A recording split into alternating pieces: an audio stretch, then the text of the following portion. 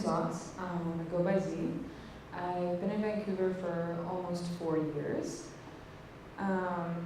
So everyone touched on transitions that were really difficult in their lives, the difficulties you go through as an artist to define who you are and to discover what it is that you want to say and what you have to say. And for me, a big part of that was actually leaving Winnipeg, where I grew up. And it was a beautiful place to grow up, but I felt very isolated there, and I felt like I really never belonged. People never really related to me. And having been adopted from Russia when I was 4, I always just felt compelled at different points in my life to go against the things that dozens of people told me not to do, just because I felt like if I didn't do it, it would be something that I would regret for years and years. And moving away was one of those things, because people in the prairies don't leave, and that's okay. And moving to Vancouver was definitely the hardest transition I think I've ever made. It was difficult because of just what a large city it is. It was really inspiring, just like the amount of talent and artists that are here.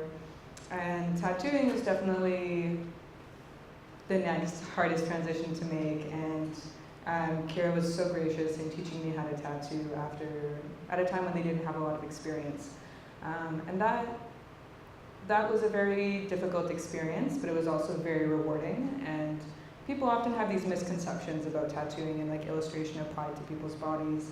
And the fact of the matter is that it's very difficult, but it's also about you against yourself. It's not about other people judging you. It's not about the clients can be anxious, but they have faith that you are going to do what you need to do and that you're going to take care of them.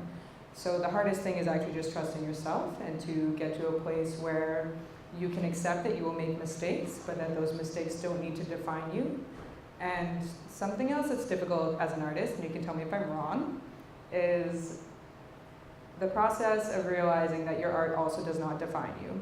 Like, your art is an aspect of yourself and it represents yourself, and that's beautiful when you grow and you learn, you come to a place where you share that in a way that you can really stand behind. But yeah, it's not you, it's something that you do, and it's a part of you, and it's something that you're saying, and that is going to hopefully change as you grow as an individual. Yeah, in terms of tattooing, I actually dropped out of art school. I went to I have like half of a fine arts degree about 7 years ago. And I dropped out and felt very lost, which I think can be pretty common when we have this set idea and other people have these ideas about where we should be in our lives and at one time.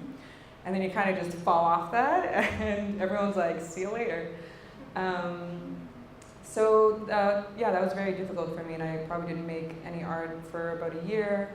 And yeah, I was just not happy with where I was and just decided to change everything and leave. And I didn't really know much of anyone when I first came here.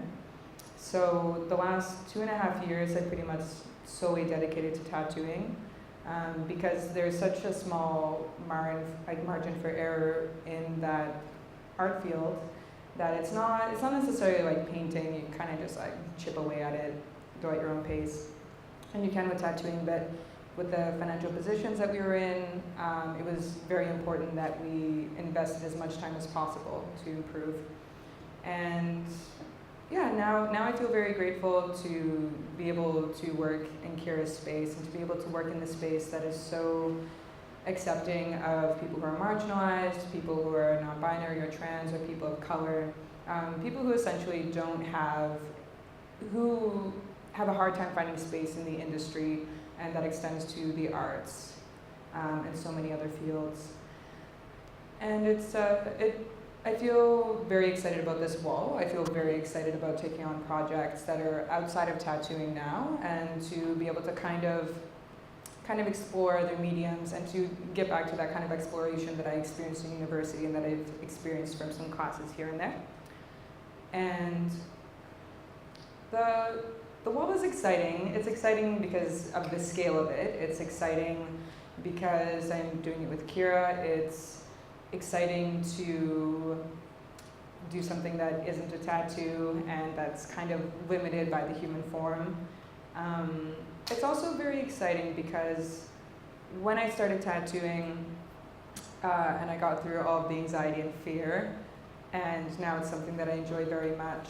There have been different points where I've thought to myself that I am no longer very good at illustration, or I'm no longer good at these different things.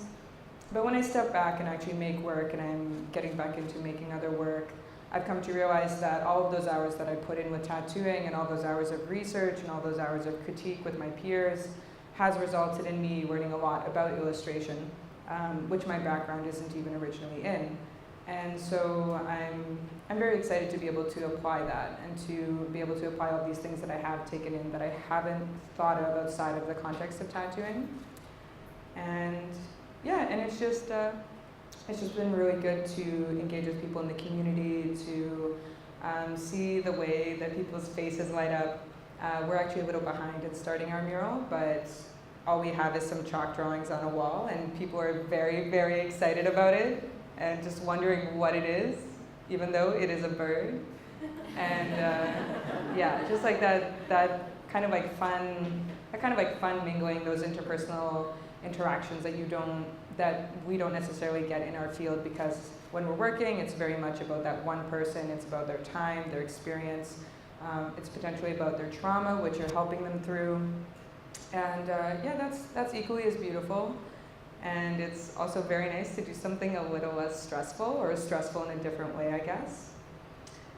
I'd have to say that when it comes to my influences in art, when it comes to the imagery that you see with my tattoos, speaking about coming from somewhere and not necessarily having a lot of memory about where you come from, or not necessarily having direct links to your background, is something that I definitely experience. Having never known my parents, I was raised by this very nice French family that is very bland, but I love them. And I just was always very interested in folklore, in trauma and conflict and imagery, in just getting messy and kind of turning the world on its head. And for me, making art was definitely a form of survival when I was younger. And I believe this because not being able to relate to other people, it was this one thing that I could do that nobody else had to understand. And now as an adult, it's great that I make art that people understand. But as a child, it was just all about me carving out a place where I could be myself, and I could be all the feelings that I needed to be, and I could be somewhere where nobody could really hurt me. Or if they did try to, it didn't matter, because I had externalized that feeling onto paper and it wasn't me anymore. So now with tattooing, it's just been so good to expand, and this is the most recent piece that I did. They're tigers, technically, but they can do whatever you want. And it's just been really nice to start experimenting with mediums again, and to just come back to these concepts of beasts and folklore and fear, but also just attraction, and kind of that push-pull that we experience as beings and people who live in bodies. And so much of the time, I think we are told to be in our heads, but life is so much more about that. And that's all I'm going to say right now.